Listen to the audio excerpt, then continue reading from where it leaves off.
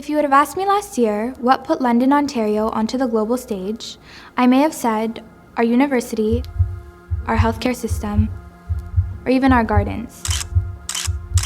But I never would have imagined that our city would be talked about in Beijing and Washington because of hate, racism, and terror that came to us on June 6th. We'll begin with breaking news and what the mayor of London, Ontario is calling an unspeakable Police say they were deliberately act of mowed hatred. down by a driver who was acting out of hatred for Muslims. A family of 5 were out walking when a car jumped a curb. At high speed into a Muslim family who were out for a Sunday evening walk.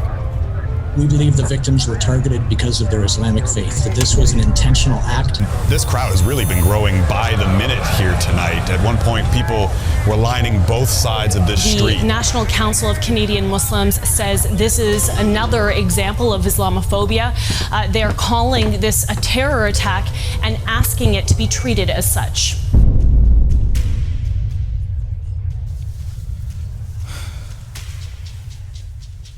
Remember when you wanted to put on the hijab, but you were afraid something bad was going to happen to you? Remember when we were afraid too? And we can't just continue as if nothing has happened. There have been so many lives lost, and people are frustrated. Remember after the Quebec massacre, they promised us that it wouldn't happen again? They told us we shouldn't be afraid. They told us we were safe. They told us things would change. But they didn't.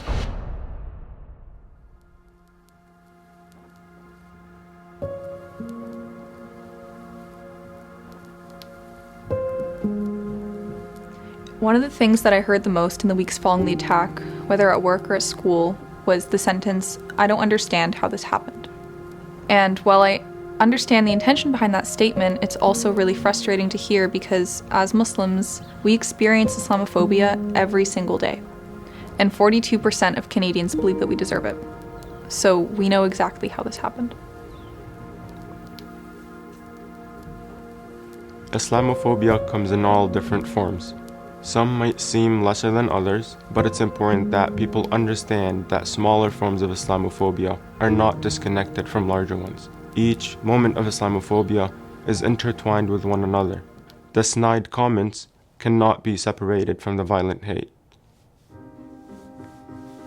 So last summer, I was playing basketball with my 2 Muslim friends at the park, and a woman came up to us and started complimenting us and saying that you're beautiful and powerful,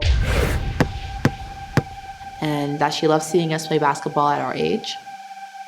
I thought it was a really sweet conversation, until she started saying that since we are in Canada, we can now be free, that we don't have to wear the hijab or be oppressed anymore. And she even gestured with her hands for us to remove the hijab. We smiled, brushed off her comments, and stood in the middle of the court wondering why we couldn't just play basketball without our identities being questioned, why we have to justify who we are, and why we have to keep putting up with the hate, prejudice, and the stereotypes. She couldn't fathom that maybe we were born in Canada, that we are free, and that we are strong enough to make our own choices. Wearing the hijab is my choice, for anyone who doubts it. Even our institutions face discrimination. When we were renting a space to open a local mosque, there was an existing agreement between the landlord and the nearby church to use their parking lot when needed. But once the mosque opened, the church refused to allow worshippers to park there. The mosque offered to pay and even brought gifts as a gesture of good faith, and yet both were rejected. No one could understand why the church wouldn't allow another faith group to park there on a Friday when the parking lot's empty, since they had allowed others to park there previously. Eventually, a senior member of the church came out and mentioned that the reason they did not want us to park there was because they did not like how we looked with our long beards and dresses and women with their head coverings. He said he didn't like how Muslims came to Canada to change it and to take advantage of it. For that man, it's clear that he didn't believe that we belong, not as Canadians, not as community members, not even as neighbors. 3 days after Yumnah and her family were run over, my mother and I had just left the mosque when 2 women in another vehicle pointed and laughed at us as they veered towards our car and attempted to run us off the road. When I pulled out my phone to videotape them, they sped off quickly. We called the police, but our complaint fell on deaf ears. My mother was asked, well, did they actually hit you? What would you like us to do? It's as if violence is only physical. It's as if a family wasn't just run over in the streets of London, Ontario because they were Muslim. It's as if this couldn't happen again. My mother had to insist that the police officers speak with the women. You have to wonder how many others just give up or never make the call at all out of fear of not being believed, taken seriously, or even heard. Hate crimes go unreported for this very reason. But if we don't have an accurate snapshot of the hate in our communities, how will we ever address it? The hatred that killed Yumnah didn't happen in a vacuum. It's the same hatred that Muslims experience on a daily basis, just not as violent. Yumnah was my dear friend, and this is what I had to deal with after losing her in such a horrific way.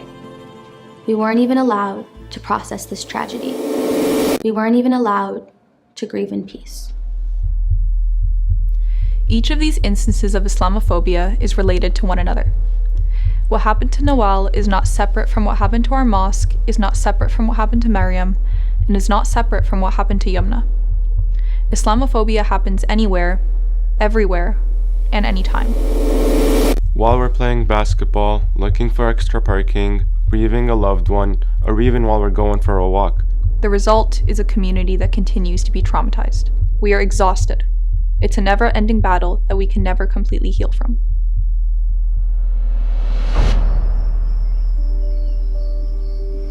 The thing about family is that you're just always there for each other, and throughout this year, I have never needed them more. I lost an aunt, an uncle, a cousin, a friend. They were my only other family in London, and I always felt their love and support when I was with them. Losing them meant, for the first time in 14 years, losing the ability to rely on my family. I miss our family dinners. I miss how Yumnah and my Aunt Madiha would decorate my hands with henna every Eid. I miss our family traditions. I cherish the memories of my aunt and uncle's loving nature, the way they made my brothers and I feel as if we were their own children, always making sure that we left their house with our bellies full and hearts a little warmer. Being the only other girl in my family, I saw Yumnah like the little sister I never had. Losing her isn't just a loss for me and those who knew her, but for everyone, because she had so much potential and a lifetime ahead of her to change the world. This same world that let her down in the end. She had a dream of leaving a legacy, and now the whole world will forever remember the inspiring, caring, and special person that she was. Our sister Yumnah, her father, her mother, her grandmother, were extinguished in a moment of intentional hate. This left us with a community trying to heal from very real fears. The fear of being different, the fear of isolation, the fear of walking down the street with your family, the fear of women looking too Muslim, the fear of being targeted by hate. And we have other families too that walk these sidewalks, and it could have been us. That's what I keep thinking, it could have been us. These acts have consequences. They narrow space. They narrow the communal spaces we share. They diminish the space on our roads, in our schools, and our places of worship. They take up space in our minds and in our hearts. Space that should be filled with peace and happiness. Space that has left so many of us feeling so alone. We are here to take back those spaces. For our community, for ourselves, for Yumnah. We are sorry that our world failed you. So our promise to you, Yumnah, is we will dry our eyes and raise our voices until everyone hears us. We started YCCI as a youth-led organization to combat Islamophobia and to honor our friend. Join us in keeping our promise to Yumnah. Do your part and take initiative. I will challenge all forms of hate. I will ask the world to open their eyes, but more importantly, to open their hearts. I will continue wearing my hijab with pride. I am going to make sure that Yumnah's legacy lives on. We're doing our part. We hope that you'll do yours.